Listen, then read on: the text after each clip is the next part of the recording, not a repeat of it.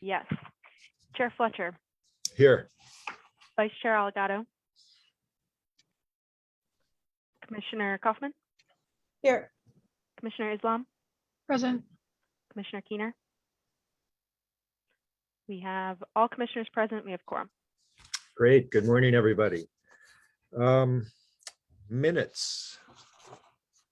Haley?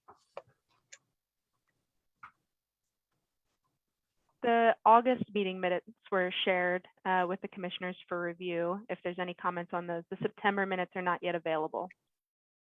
Anybody have any comments on the August minutes?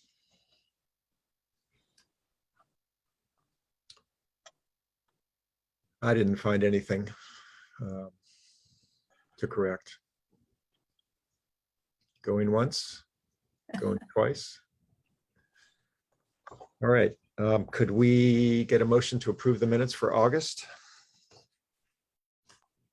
For August. Thanks, Rosie. There's a delay in your voice. I don't know what it is. Yeah, I couldn't hear that either. Oh, There, that we could hear. So, motion to approve the minutes for August 2021. all in favor? Aye.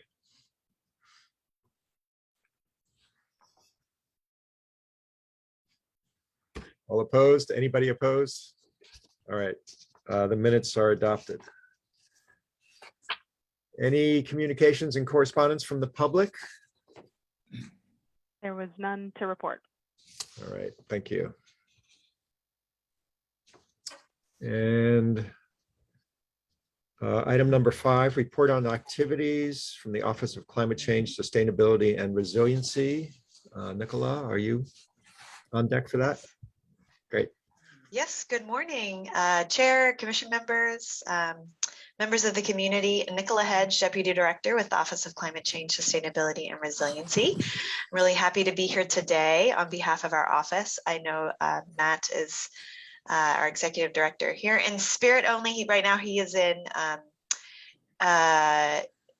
New York, actually attending a Bloomberg Harvard City Leadership Initiative with the Managing Director. It's something that the mayor is also participating in, and it's a great asset. We hope to continue to help us all think how we can be more effective, strategic, and leverage great ideas or steal good ones from other cities and elsewhere.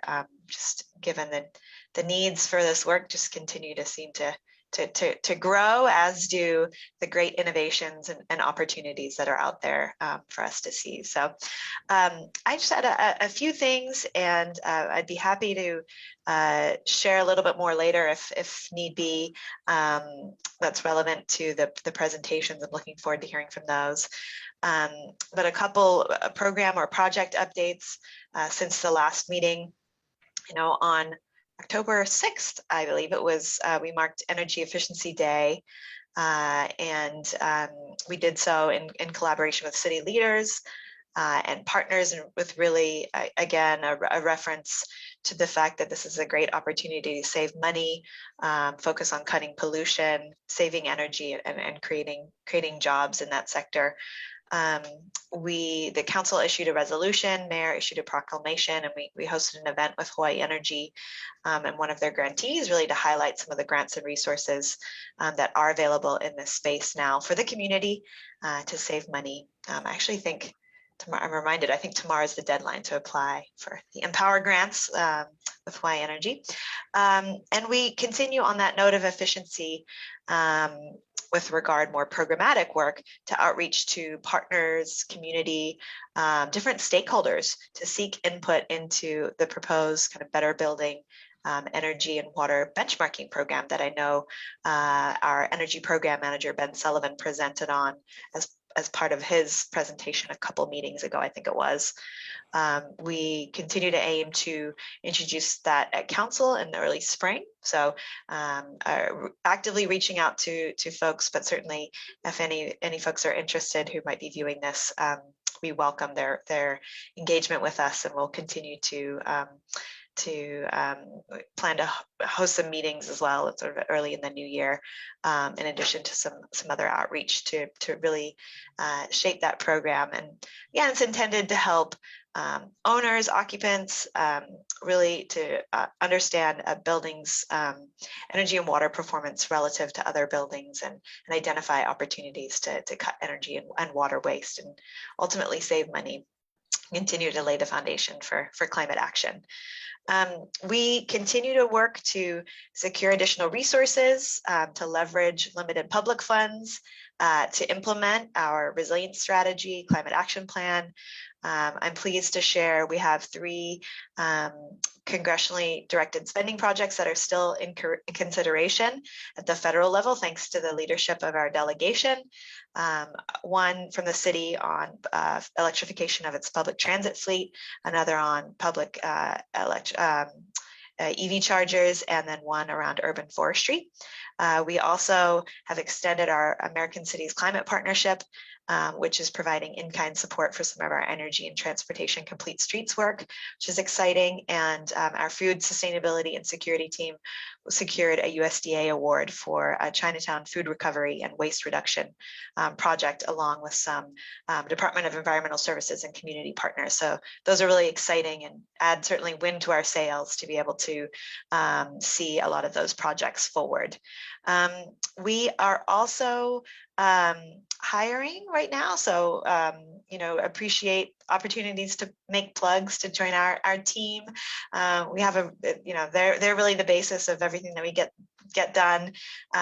We have, just by the nature of its finite term periods, we have our AmeriCorps Vista team leader position that, if is not up on our website right now, will be imminently. And that's really an exciting role to help us steward our AmeriCorps Vista program on behalf of the city with some 20 different Vista members. We also have open on a rolling basis our climate resilience and equity manager position, and we're really excited to fill that. So welcome still applications until filled. And then just a huge mahalo. We recently heard our team member, Chris Cunningham, who's been serving as the city's first hazard mitigation and long-term disaster recovery program manager, is relocating back to Alabama with some family. So we just huge kudos to him in this public setting, and also we'll also have that space open shortly on as well. So that really just concludes quick updates in terms of some projects, funding, and sort of our team, but look forward to the discussion, and if I can answer further questions along the way. Thank you. Thank you, Nicola. Yeah, sorry to lose Chris. He had a huge impact for being here for such a short time, and it was all through the COVID period too. So his legacy will live on in the many projects and FEMA funding partnerships that he's helped to create. Many of those will come to fruition over the coming year. So, but agreed. Yeah, it'll be good to stay in touch with him and see what he pulls together down in Alabama. Questions, comments, commission members? I have a question. Yeah. Will you be preparing to go in for RIC funding in the next funding cycle? Yes, that's something that Chris actually has been helping share information on citywide regarding the opportunity, trying to understand what lessons learned from the last round, and then try to help departments identify some potentially successful projects. At hand, I don't have the latest list of what kind of has made the latest cut for consideration, but certainly something we've been trying to actively promote as an opportunity for those building resilient infrastructure and communities grants. Thank you. Anybody else? Congrats on the awards for the food, what was the term? Food resiliency or food savings, food waste reduction in Chinatown. That's great. All right. Um, Item number 6 on the agenda, a presentation on the State Climate Commission's Social and Climate Vulnerability Framework. We have James McCallan, Energy Affordability Specialist from the Climate Ready Hawaii and Hawaii State Energy Office. He's a Vista. So James, it's all yours, and thanks for joining us. Good morning, everyone. Yep, it's nice to see you guys, and thanks for having us. So I'm going to be joined by McKenna on this. Yep, so my name is James McCallan, and I'm part of the Hawaii State Climate Commission's Climate Ready Oahu VISTA cohort. And so one of the programs we're working on here is this Hawaii Vulnerability and Equity Framework, and it's a project to help operationalize the Commission's recommendations about equity. And so with that, we'll get it started. Are having you screen set up here. Were you guys seeing the presenter side or the actual side? Presenter side. Okay. Let me try that one more time then. And can other members of the audience please mute? Thank you. How's that? That looks great. Okay, perfect. So thanks, James, for the intro. And I'm going to give this mainly to James, but this is a bit of a tag team because this is a project that I'm helping the State Climate Change Commission work through. And so I'll just give a little bit of framework on the project and then pass it off to James to talk about the great white paper that he put together to really get it started. So the purpose of the State Climate Commission in its terms of its equity mission is to really identify, equity as one of the 3 primary considerations for climate action, and urges government entities to identify, recognize, and address any inequitable distribution of benefits, burdens, and processes caused by climate change impacts, as well as climate change policy interventions. So with that as kind of the broad purpose that the commission had laid out, I think probably about 2 years ago, it was pre-COVID, through the work of a permitted interaction group. This particular project is to review best practices and vulnerability data and indicators related to climate change and to identify appropriate social and economic vulnerability indicators for Hawaii. So as well as to recommend sort of how should we view assessment priorities. And just a little bit of context, right? When we're talking about vulnerability, it's a number of things, right? It's a combination of your ability to adapt, your adaptive capacity, as well as your sensitivity to any kind of climate impact. And this could be related to personal factors such as age or health, as well as the climate impact itself, right? And this is what exposure. And when we're looking at climate impacts for this project, we've actually been drawing on the work of this commission, which was in our financial risk guidance document, where we as a commission identified some of the major direct shocks and stressors. And I do want to emphasize that these are kind of the direct shocks and stressors that were identified in this work. But we're using this as a starting point to start to think about, okay, how do these as direct shocks and stressors, how do these have cascading impacts? How do these have impacts particularly into the human element?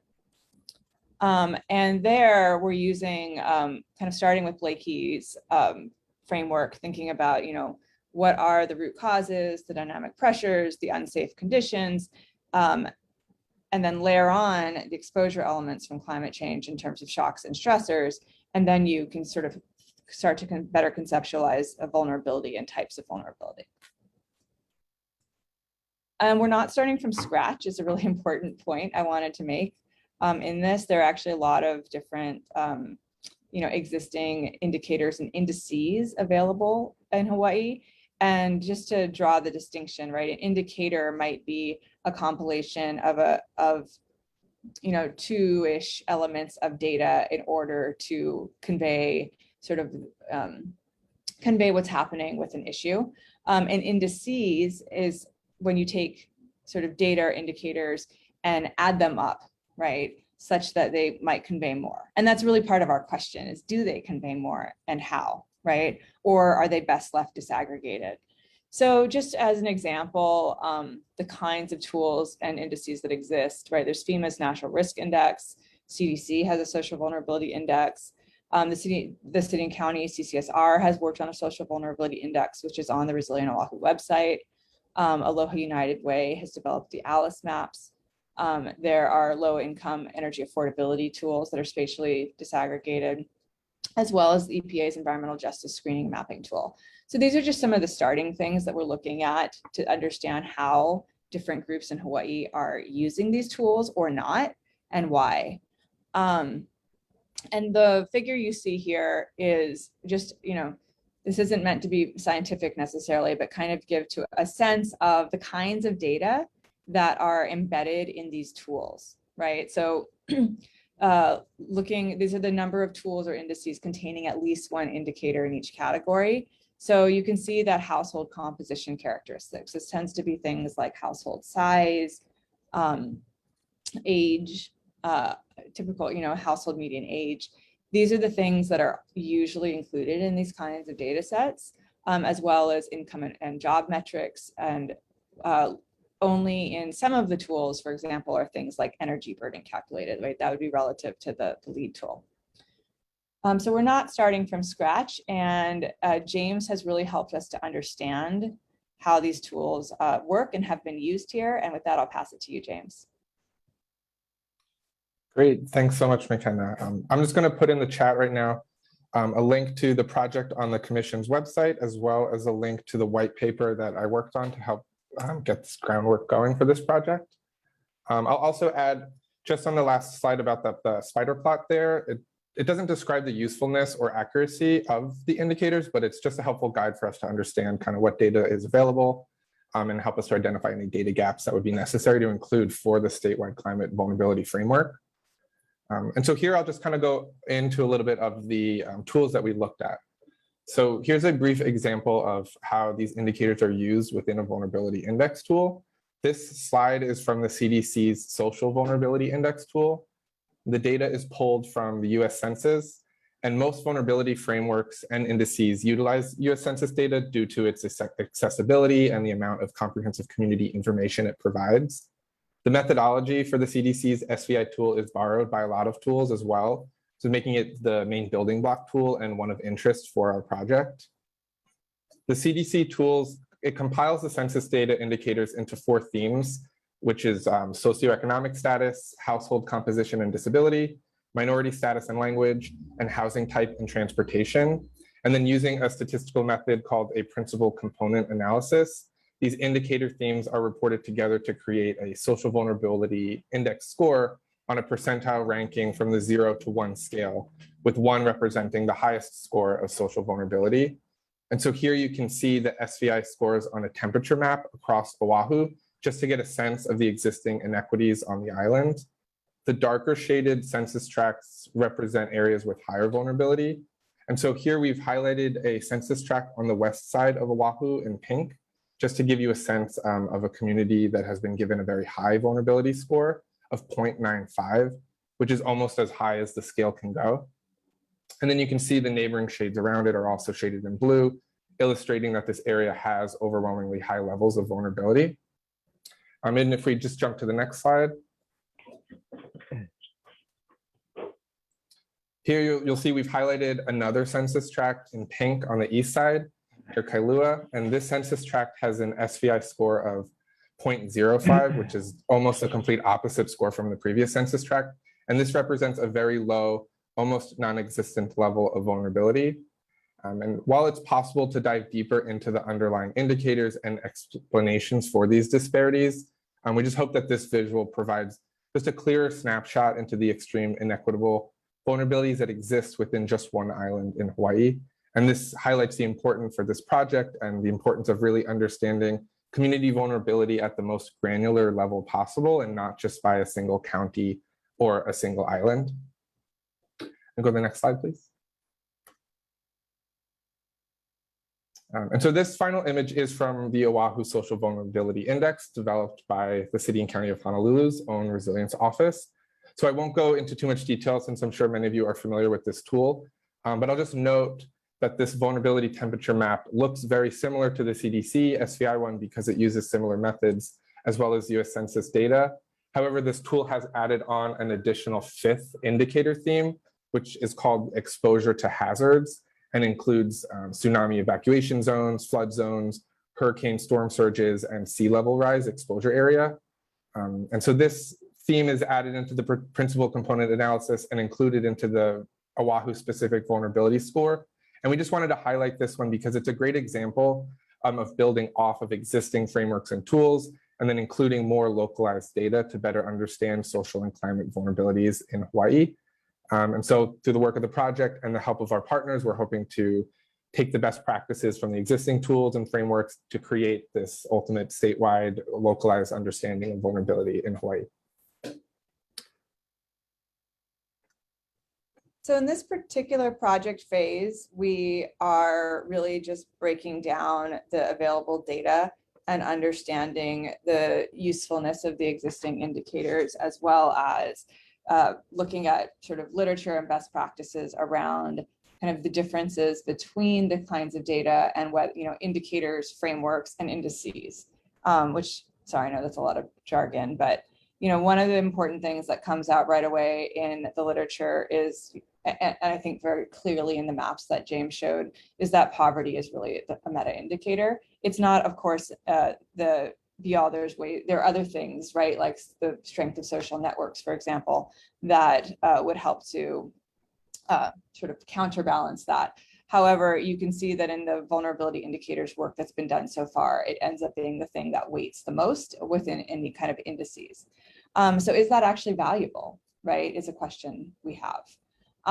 And we're sort of talking to folks about this and how do we sort of make sense of that. That's the value of data like that, right?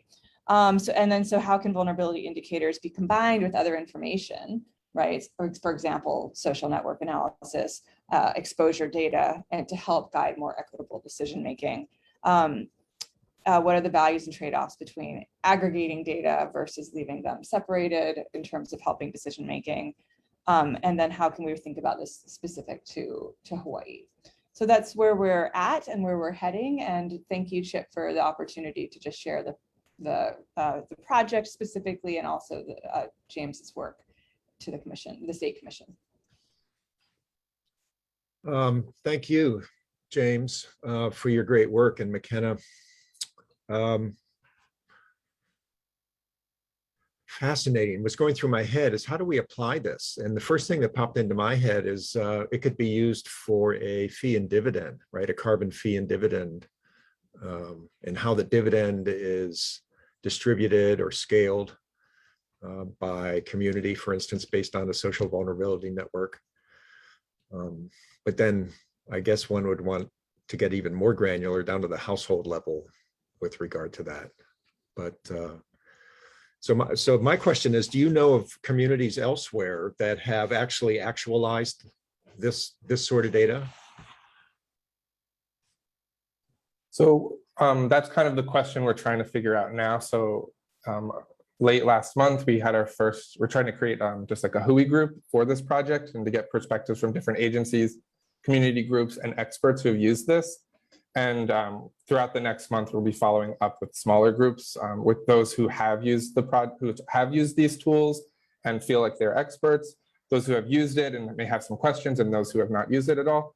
And so from there, hopefully we can get in touch with communities or community organizations and leaders that have experience with this and can really give us insight on how applicable these tools actually are and if they are useful and in what ways. So that's kind of what we're working on next.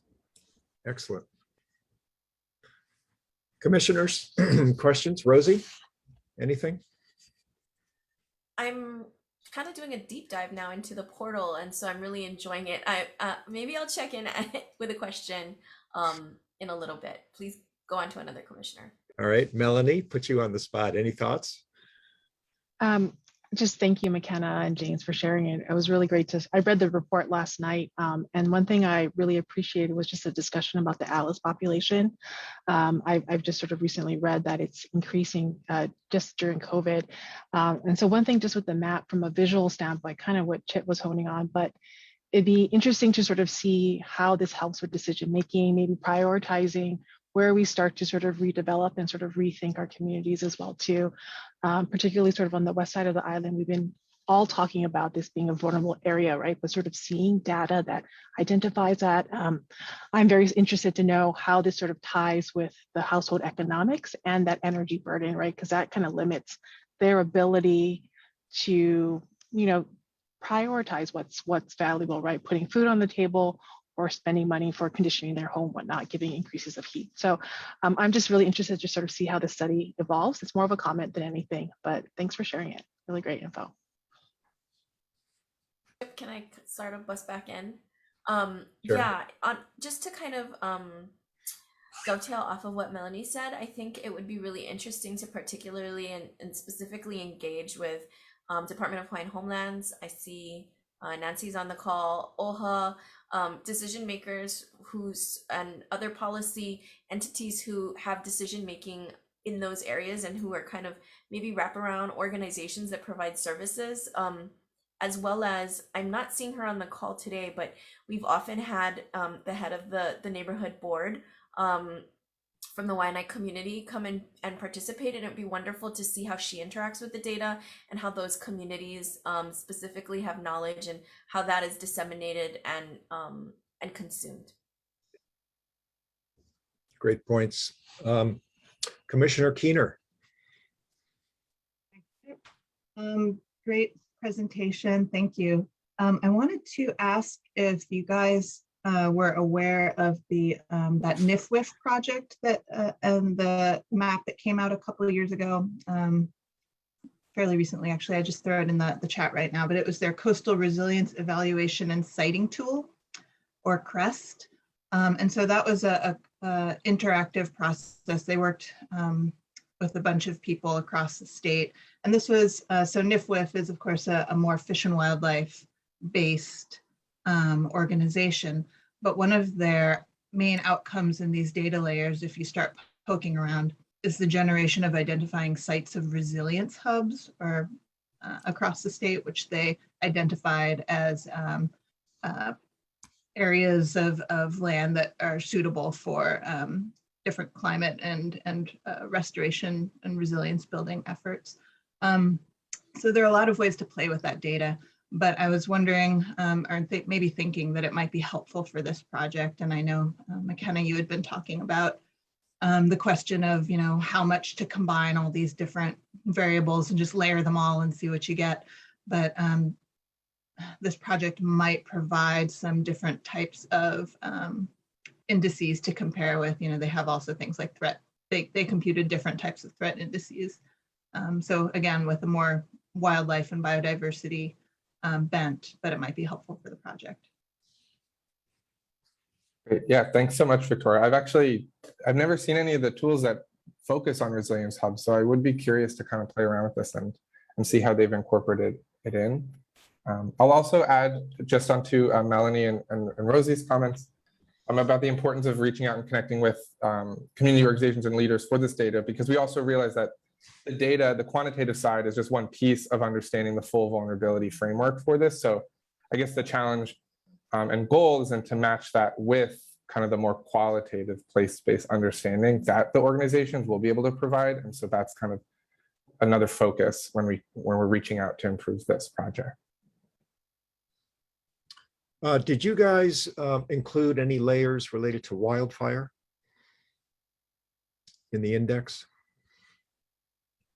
So of the tools that I looked through, the FEMA has a hazard indicator one, and that includes wildfires, but we haven't really created anything yet for like the Hawaii specific tool. We're still kind of going through what indicators would be most appropriate. And so we look through and see if wildfires would be. Yeah, I'd encourage you to look at that. Also, take a look at the rainfall atlas, because we have a lot of variability across the island that is changing. Yeah. Okay. I think I want to open this up to the public for comments, and I will, but I'm also going to be wary of the time. So because we have another presenter, So any comments or questions from the public? Please, why don't you raise your hand in your box? Use the reactions tool, and then I will identify you. Can Yeah, I Nancy. request that since it's live streamed that after Nancy goes, that maybe Kiana Otsuka can read what she said. That way it can be people who are on Facebook can hear her, Right. her comments. Thanks, Rosie. Nancy. Okay, yeah, I just wanted to let the commission know that I'm going to be part of the focus group that needs to learn more about using these indicators. That's on November 1st. I'm really looking forward to that. And I'm also making a presentation to the Hawaiian Homes Commission at their November meeting. They've asked for a deep dive on climate change.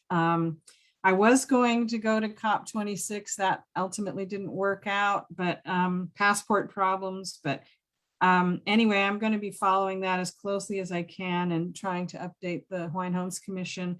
Patty Kahanamoku Teruya is our commissioner who's from the West Side. She also has been on the neighborhood board. She was on the neighborhood board for many years. So she might be a good person to connect with regarding the West Side, Waianae, Nanakuli. And the one comment I wanted to make is the social, the social capital and the social network factor. I don't know how best to work that in, but what we found, particularly on the outer islands, not so much Oahu, but in the more rural areas, is that even though there's a high poverty level, there's also a high social network factor, and that people really do help each other. So poverty cannot just be, that needs to get drilled down into their other factors that can offset that. So cultural, bonds.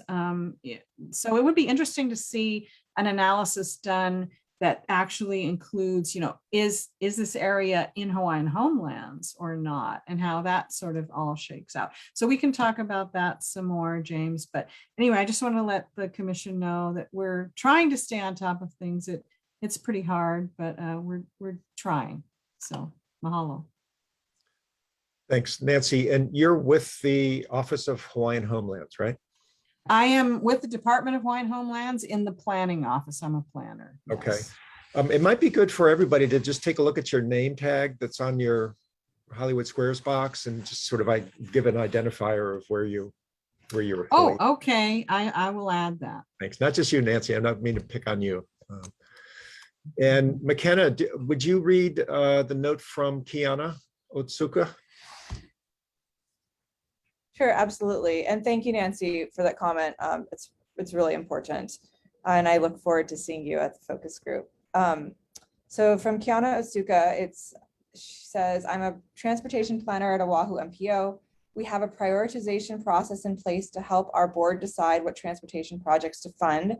One of the things we hope to work with the Hui on is to incorporate a greater emphasis on hazard exposure and those more vulnerable in the hazard exposure area to help us prioritize projects that would improve the resilience of the transportation system. For example, communities with only one way in or out of their neighborhood, improving non-auto access opportunities during emergencies. We're really excited. Thank you so much for working on this great project. Thank you, Kiana. Those are excellent points, and I really look forward to hearing more from you on this. Yeah, I echo that. Thanks, Kiana. Any other comments? Yeah, Rosie. Yeah, I was really struck by what Nancy said about social fabric as an important metric, and I did want to remind the commission that when the Rockefeller Foundation did name its 100th resilient city, that one of the reasons that Honolulu was named a resilient city was because we had such a high index of social fabric. And so maybe we might want to, in your calculations, look back on that and document and see if there are other metrics.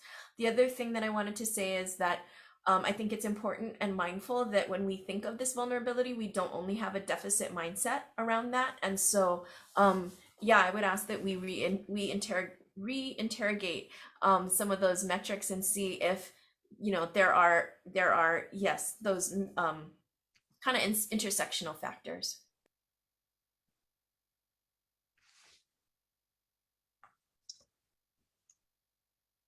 Okay. Yeah. This is important and exciting work. Nicola. Yes, thanks. Excuse me. Oi. James and McKenna, thank you for that presentation. It's so great to see what you're doing. And we look forward to learning, with you and as more results come out. So don't be shy in sharing, connecting at milestones and what you're learning. I know, just so you're aware and the Commission's aware, we are through our Climate Ready Oahu project, which again is really focused on those impacts of climate change, a risk assessment, sort of evaluating climate's impacts on infrastructure, some actionable steps for the city departments to take and incorporate climate impacts and adaptation into decision making.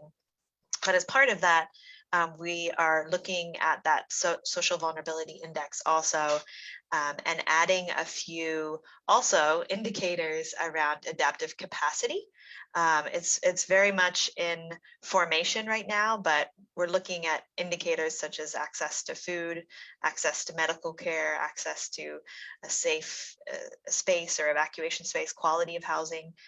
Greenness is another one in terms of the particularly relevant for heat. So just wanted to throw that out there, that work is in progress, and so just helps to stay connected.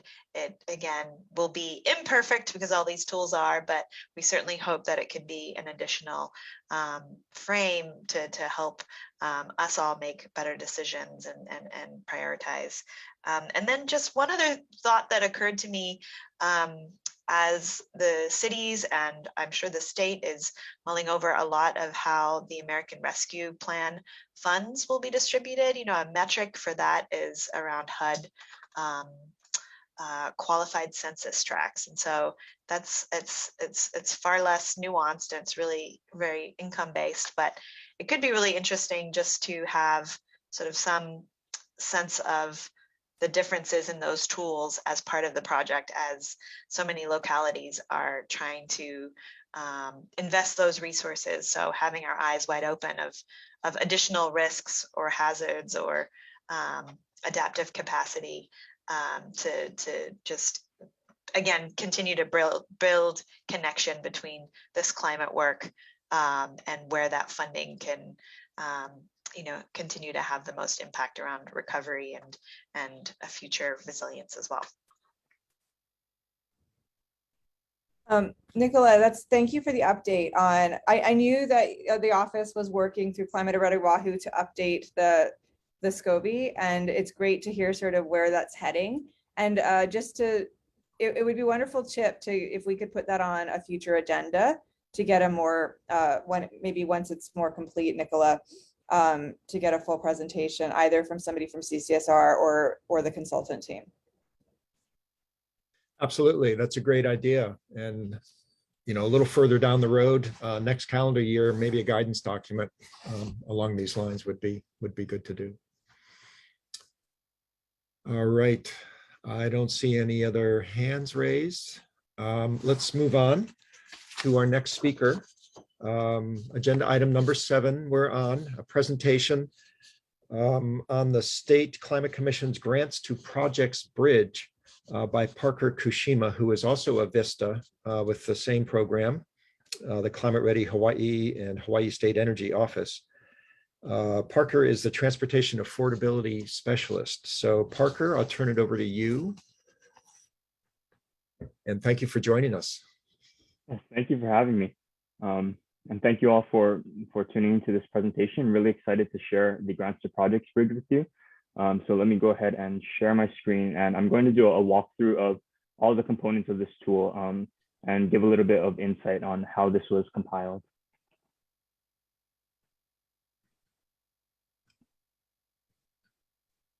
All right, so this is the Grants to Projects Bridge, and it's currently housed on the State Climate Commission's Climate Change portal under this High Equity tab, which happens to be the same tab where there's information about our VISTA program, the Climate Ready Hawaii VISTA, as well as the Social and Climate Vulnerability Framework that was just shared. So the Grants to Projects Bridge is a resource that we put together to support the state commission's statement on July 19th to help direct decision-making and investments to priority climate smart infrastructure in Hawaii. And this was put together with a team, including myself, State Climate Commission Coordinator Anu Hiro, and also our Vista cohort supervisor. And my fellow Vistas, Diana Lopera for the website, Sabrina Park for the grant side of this, the Grants to Projects Bridge, and former Kupua and AmeriCorps member Megan Gonzalez for the Resilience Project. So the Grants to Projects Bridge is a resource that compiles information about various resilient and natural working lands projects in Hawaii, as well as clean, active, and multimodal transportation projects, and the grants that are both federal and local grants relevant to these projects to help fund them. And the intent of this tool is to make all of this information accessible to both the public and government agencies, in the hopes that when funding does become available, that it will help streamline the funding process for these various projects. So there are three main components of the Grants to Projects Bridge: the website interface, which is here on the climate change portal, detailed spreadsheets, which include information about those two project types, resilience and transportation, and as well a third spreadsheet for the grants, and also what we're calling a provenance document, which details the compilation of the Grants to Projects Bridge, as well as additional details about all of the components. So first we'll walk through the website here. This is just the homepage with about the project information, similar to what I just went over. And a disclaimer here that the Grants to Projects Bridge is a compilation of identified priority projects in Hawaii, and doesn't reflect the views of the state and the Climate Commission, but is merely a compilation of this information to make it more accessible. And I'd just like to quickly jump down here to acknowledge the folks that have helped us put this together. On the grant side, mainly CJ Johnson from the Department of Health, who is Sabrina Park supervisor. For the Resilience Project side, the Department of Land and Natural Resources, as well as the Natural and Working Lands Research Hui. And for the transportation side, the various state and county transportation planning departments, as well as the Oahu and Maui MPOs. And the Ulupono Initiative. Katie Rooney, thank you for helping compile this information and leading the direction of it. So here you can see the three buttons that will lead us to the three main information components, the Resilience Transportation Project and the grants. So first we'll take a look at the resilience projects. So on each of these projects page, there's a graphic here that just quickly goes over the different types of categories of projects that can be funded, as well as, or that are identified, as well as a disclaimer here that all of these projects and grants, these lists are sample and non-exhaustive lists and don't reflect the full need of projects to be funded or available grants, but just those that were identified in this process. From each of these pages, you can download the project lists, which I'll walk through in a bit. And then lower on the page, just additional notes about here the resilience projects and the sources and primary contacts for the information. And we can dive in a little deeper on the transportation side, which is the component that I was most heavily involved in. So again, here, a similar graphic and ability to download the lists here. And then in this project notes, we get a look at what types of transportation projects were considered and included in the Grants to Projects Bridge. So the transportation plans and project lists that were included if they were created by a state or county government agency, are the most recent iteration or version of the plan, include active or multimodal transportation component projects, and also contains sufficient detail for each of the projects for inclusion in the bridge. And then looking at the individual projects themselves, they were included if they contain active and multimodal transportation components, were identified as high priority in their respective plans, or not currently committed for federal funds, and also not fully funded by any funding source. And just a note on this third bullet here, we originally weren't including projects from the Oahu and Maui MPOs, namely the Oahu Regional Transportation Plans 2045 and the Helimai Maui plans for 2040, because those transportation plans feed into the STIP, or compile their island's TIP and then feed into the STIP. But then through conversations with, mainly with Kiana Otuka from the Oahu MPO, we decided in the future to include the medium and long range plans from the MPO, medium and long range projects from the MPO plans, because although they are on a federal funding pipeline, since the federal funds aren't currently allocated to those projects, we decided to include them because they are still high priority plans that reflect a lot of the needs and priorities of their respective islands. And getting some of those projects funded through different sources opens up room on the funding constrained medium and long-term lists for those respective agencies. And so there's a bit of nuance to these bullets and notes for inclusion. So it's something that we're currently working through. Another note on priority. Priority, when I talk about it, is priority that is identified from the various plans, and the compilation of this information doesn't add an additional layer of priority onto it. So the State Climate Commission isn't prioritizing these projects, only identifying projects that are already prioritized within their plans.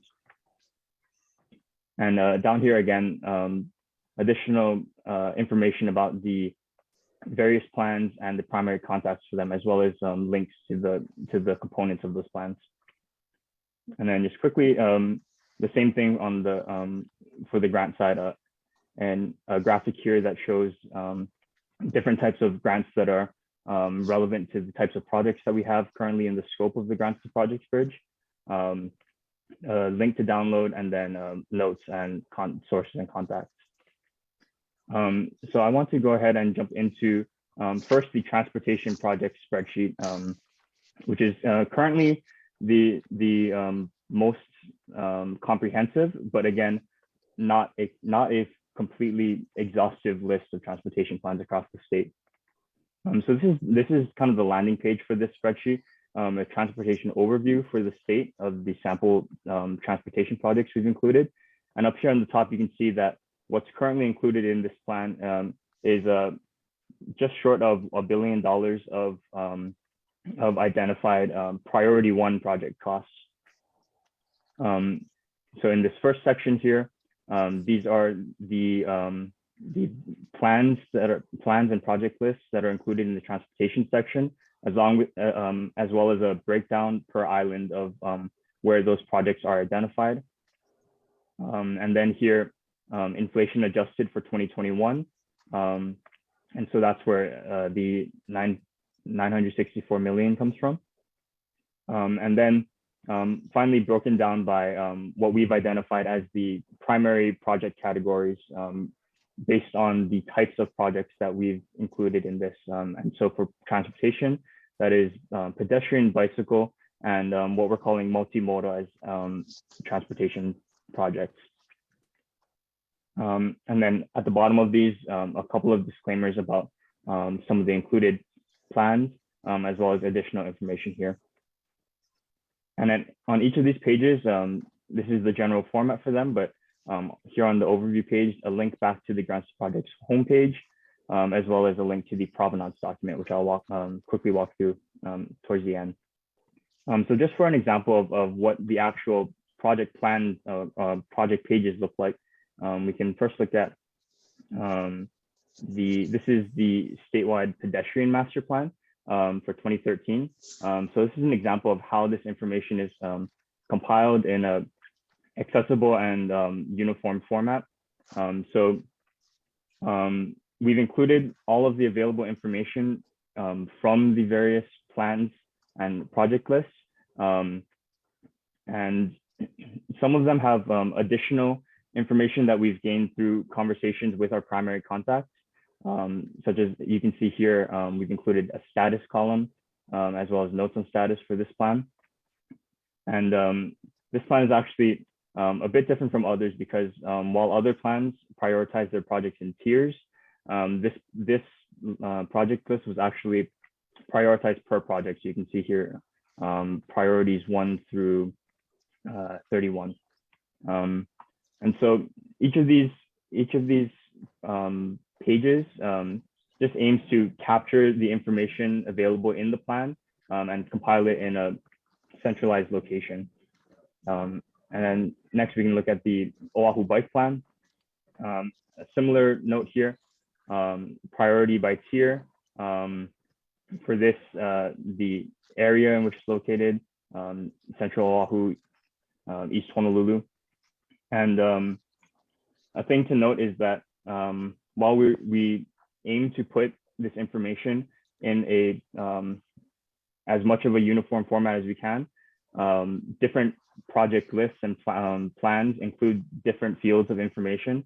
And so some of them we've adjusted the names slightly, such as the language behind cost estimates. But for the most part, we wanted to reflect the information that was there. So for this plan, they have the names of the facilities, descriptions, as well as lane miles for bike lanes. And again, links to the primary sources at the tops of these.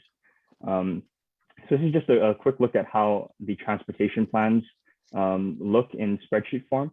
And then next, we'll just quickly look at the resilience projects. Again, this is in the overview page for the resilience projects in a similar format. For this, we've identified 68 million in sample project estimates. Again, not an exhaustive list of projects across the state. And down here by category, we've identified forest, coastal, and agriculture projects as the primary project types for resilience projects.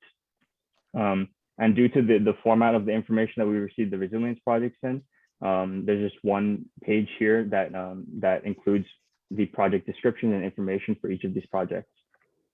And you can see here that, again, the information that's included here is based on the information that we receive either from plans or through discussions with these various agencies.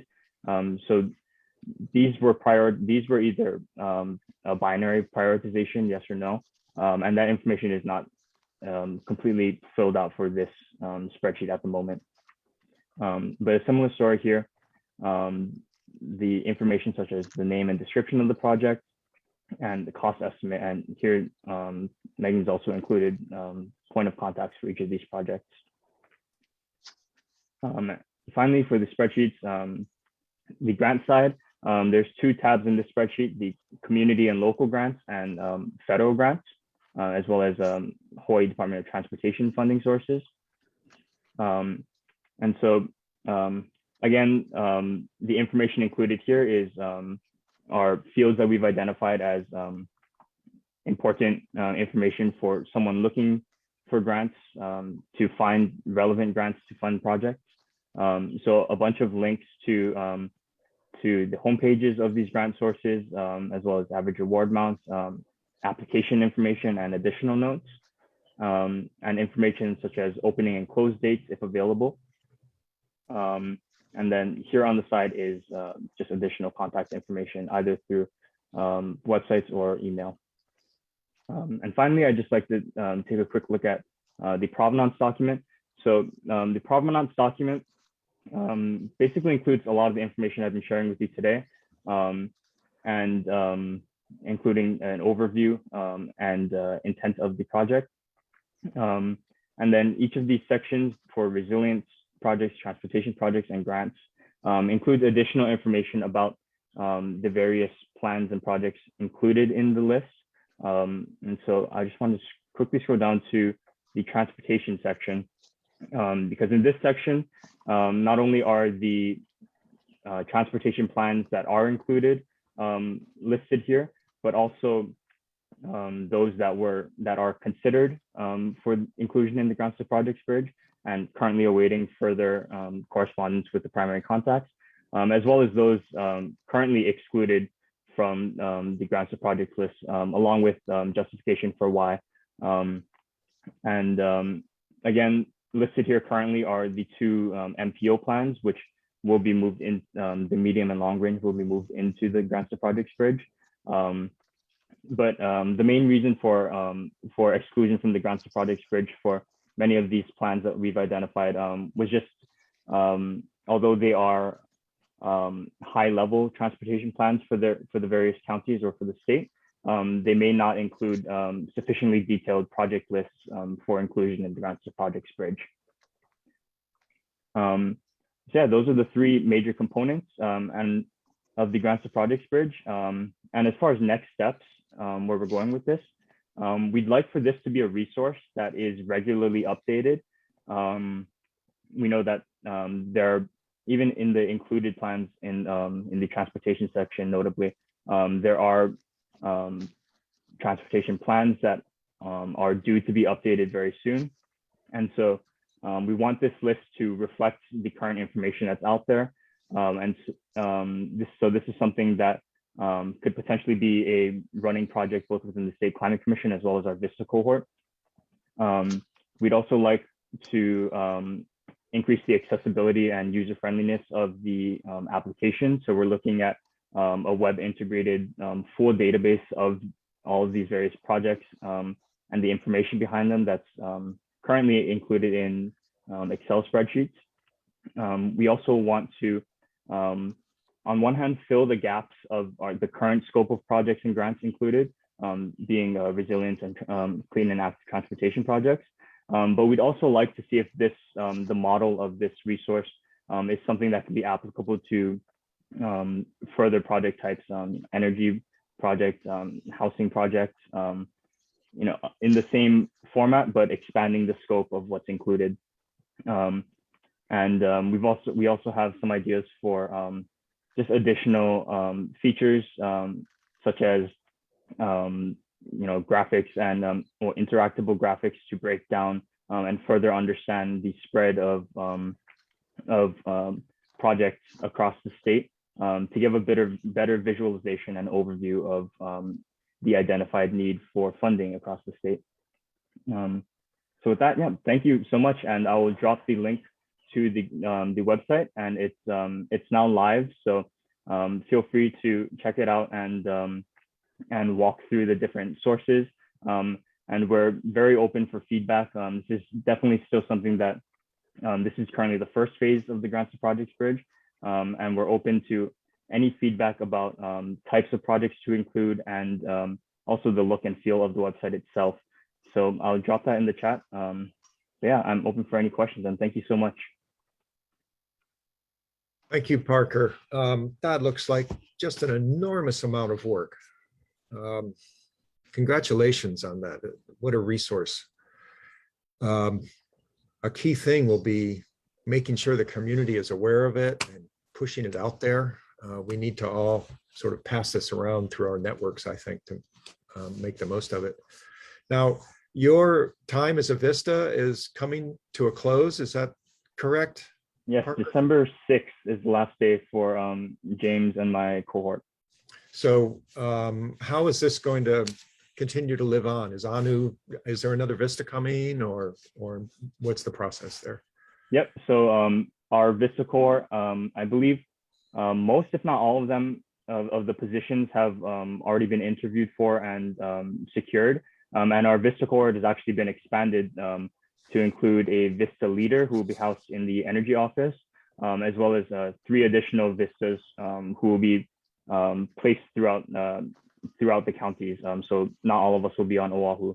And so Anu, as kind of the lead and guidance of this program, will help to carry it on. And I think a very important part of creating and compiling this provenance document is that we've included kind of the methodology through which we've created this resource to help the person who picks it up, you know, hit the ground running with it. Fantastic. Thank you so much. Commissioners, comments, questions? Melanie? I'll make sure. Parker, really great sort of just put together this document. To me, just coming from a, an architecture background just really shows the need and our funding deficit really. And it would be really great to sort of update this as sort of costs escalate. But just from an advocacy standpoint, be helpful to not only get the community attuned with this information, but also sort of the ledge as well, right? To sort of understand priority funding. And there's one last piece, just based on the work that McKenna and James shared. It would be interesting to sort of see this overlap as well too, to see how that layers into some of our vulnerable communities, to maybe add another nuance to why we really need these projects and to really kind of uplift them and maybe prioritize them. So, but great work. I'm looking forward to see how this develops into a website and a database. So thanks for sharing. Thank you so much. Yeah, I think a couple of notes on that. I think the kind of equity and vulnerability lens is really important for this. And this is a conversation that Anu and I had with Kiana as well when we were talking about inclusion of the Oahu MPO plans. The various plans that are included have prioritization behind them that identified those projects as priority. And Kiana was sharing with us, and like she shared earlier in her chat, the prioritization process of Oahu MPO's transportation plan. And I think that's something in the next steps as well that we'd like to highlight, either to bring out that equity lens in this, either highlighting the prioritization process that these various plans include, or looking at a way to incorporate that lens, the equity and vulnerability lens, to the entire Grants to Projects Bridge itself. So that's definitely something that I think is a real area for improvement and inclusion in this. And on the community side, like I mentioned, currently the projects or the plans that are included in the Grants to Projects Bridge only currently reflect state and county government plans. But we've been talking with folks about the importance of community voice and insight for the Grants to Projects Bridge. So that's also something that we want to look at, looking at community identified priority plans and where the opportunities to include that lens are as well. So thank you so much. Rosie, thoughts or comments? I agree that it is very important to figure out how this lives on, and because it does represent a huge amount of work that you guys have done, and so I'm interested in making sure that this work, has a legacy. Yeah, thank you. I think another part of the continuity of this is just I think a big part of our VISTA service has been breaking down silos and being able to work with many different state and county agencies and departments. So I think the relations formed and just getting that conversation started, both within state and counties and between them, is a real important part of helping this work to live on. Getting folks involved in this process and getting them to think about where the projects that are kind of confined to their jurisdiction play into the larger picture helps to start that conversation and will hopefully help to streamline the process, the updating process of the Grants to Projects Bridge. McKenna, any thoughts? I just want to thank you, Parker. I think really echo what Melanie said in terms of this is a really important resource. It looks like a tremendous amount of work, as Chip said. And if it can help us to sort of use that to crosswalk and prioritize projects to help those who most need them, that's really great. Yep, definitely. Thank you. Thanks. Victoria? No more comments. Great job, Parker. All right. Thank you. Thanks, Parker. Thanks for spending time with us and for your hard work. Yeah, thank you. Aloha. Aloha. Vicky, we're on to you. Item number 8, update on the climate change and construction industry guidance document. Did you want to give public a chance to comment on Parker's presentation? You. Yeah, so any public comments?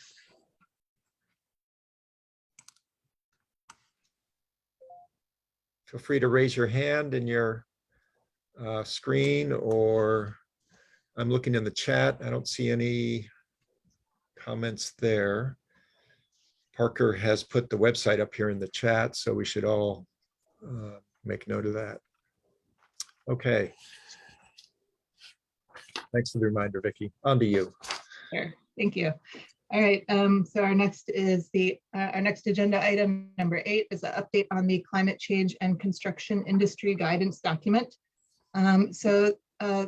This will be a somewhat brief update, but after we held the stakeholder meeting last summer and got a lot of different sectors input into the construction document, we continued to revise it up until the point where Bettina transitioned off of the commission several months ago.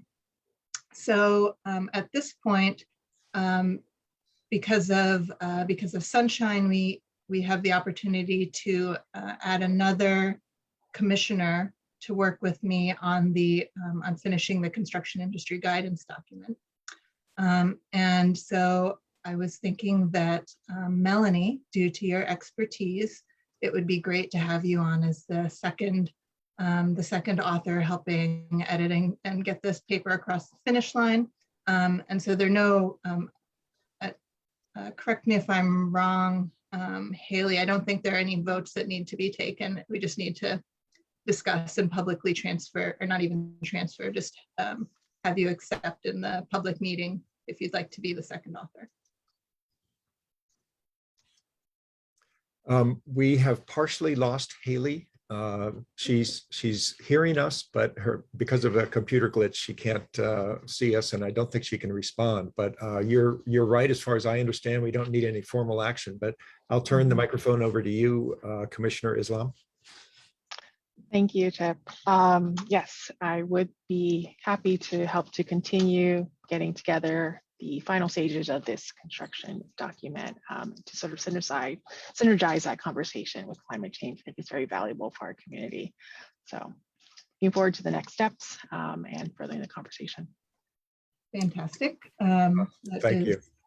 Great. And then I'll just give a brief update on what's been going on up until now and kind of our way forward with the construction guidance document. And then Melanie, now that this has been publicly transferred, we can start to meet and talk about it more in detail. I'm excited to be working with you.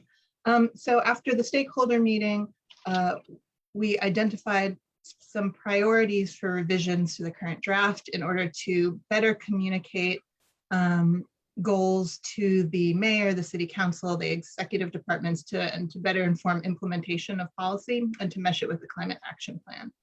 So the current draft is starting to include much more input from stakeholders through the different meetings, which drastically increase the breadth of the document. So we're currently revising the paper to clarify the structure, add some sections, make some more concise, and specifically add actionable recommendations throughout the entire thing that will be more geared towards the city. We're also adding examples of policies and incentives from other cities in the US that have reduced greenhouse gas emissions from building operations and construction. So we have active examples. We're identifying opportunities and examples of professional education programs on building design and construction to meet national and local greenhouse gas emission reduction targets. That was something that stakeholders were very interested in, seeing more opportunities for professional education on these things.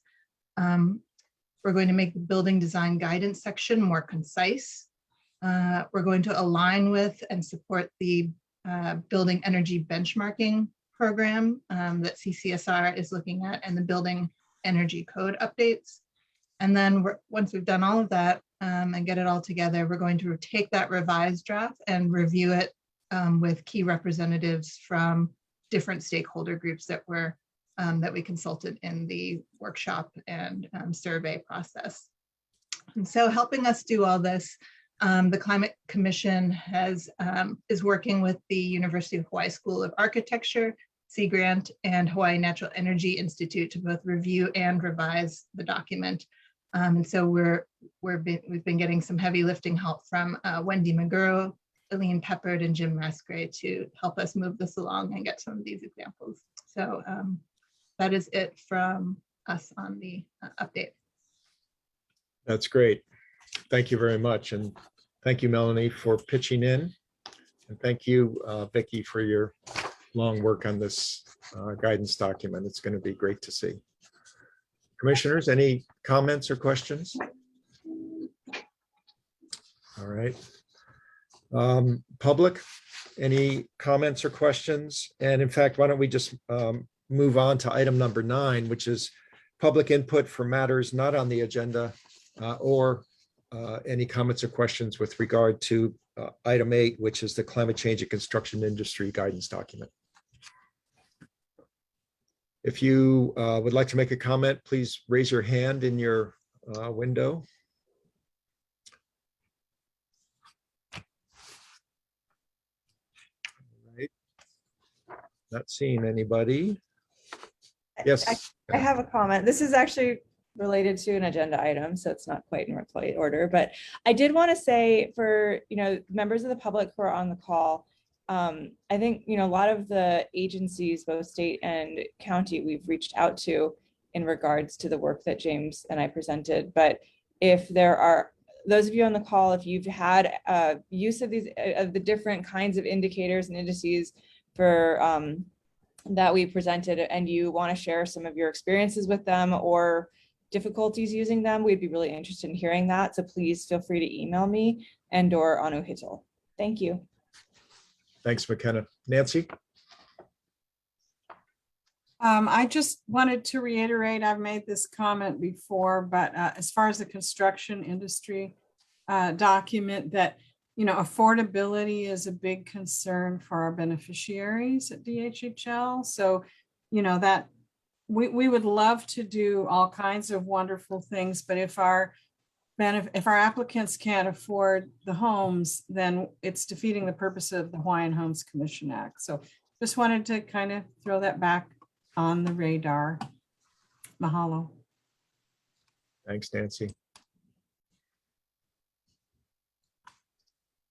Okay, I don't see any other hands raised or comments in the chat. Item 10 is our next meeting date, which I have for November as November 23rd. That's a Tuesday morning, 9 to 11 a.m. We don't have Haley to confirm, but can someone else, maybe one of the commissioners, is that your understanding as well? Okay, we get a thumbs up from McKenna. Thank you very much. And lastly, any announcements? And I'll start out. I am extremely excited to be attending COP26 in Glasgow. I'll be leaving Wednesday morning. Colin Lee, who's also on this call, is joining me.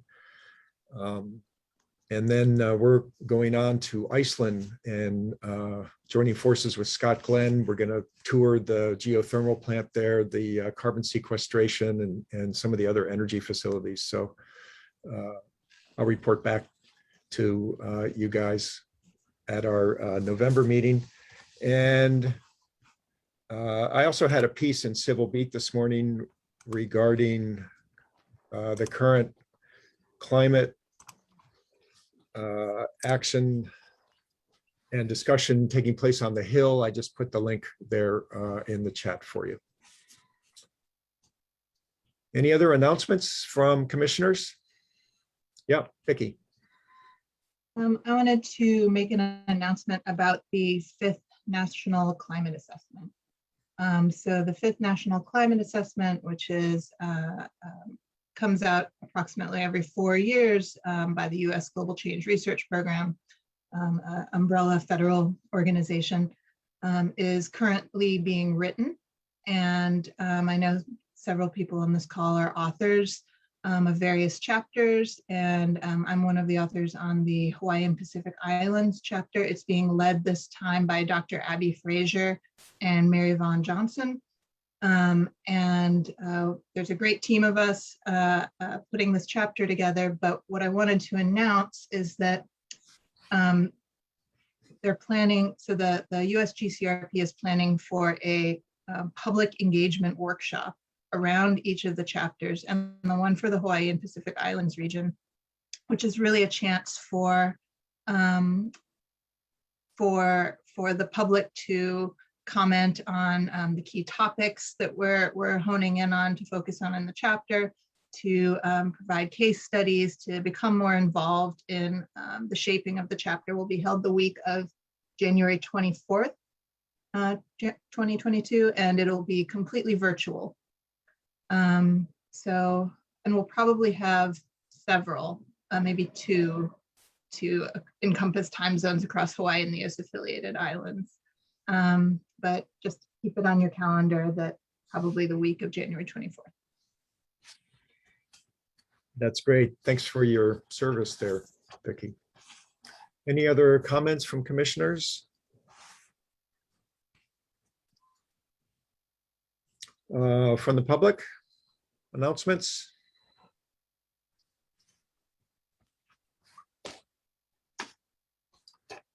Alrighty. Item number 12, adjournment. Can I have a motion to adjourn? Thank you. We don't need one. Okay, well, the meeting is officially adjourned. Thanks, everybody, for your time. We'll see you in a month. Bye-bye. Hi, everyone. Bye. Thank you. Aloha.